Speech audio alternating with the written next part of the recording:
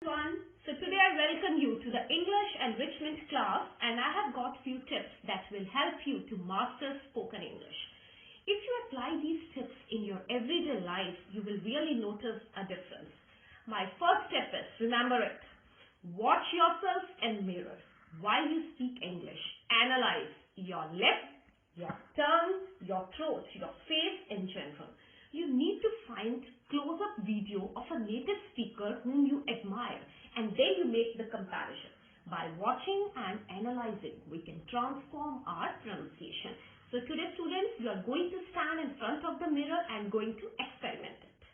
The second tip is to combine reading and listening, thus improving your pronunciation.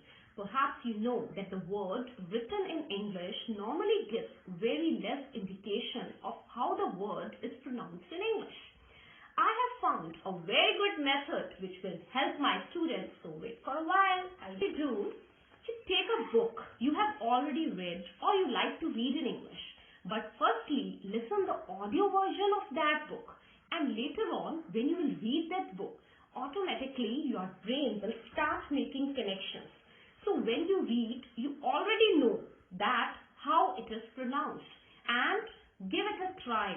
Try to work it out 5 or 6 times, and it will really help to improve your pronunciation. Now, the third tip is to practice speed reading. It's really good way to improve your fluency, so that how fluently you speak English, your velocity, so that how quickly you speak English. Read the text loud and time yourself when you are reading it. Read the text again, try to beat your previous time, and you may try it and you may repeat it many times as you want.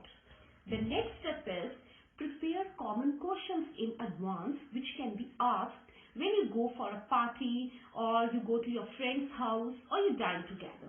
The next step is to focus on pronunciation over grammar. Some might be thinking, what? Okay, now grammar habit is much easier to correct than a bad pronunciation. I'm not talking about perfect pronunciation. In fact, it should be clear and understandable.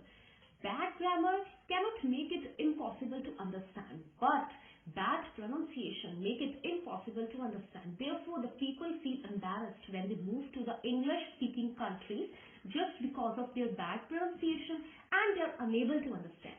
And my last step, students, just remember my last step, and you are surely going to learn English if you will follow all these steps. That is, try to think in English. No matter you speak wrong English, but try it. So students, let's utilize these holidays by speaking in English, and just wait for my next session.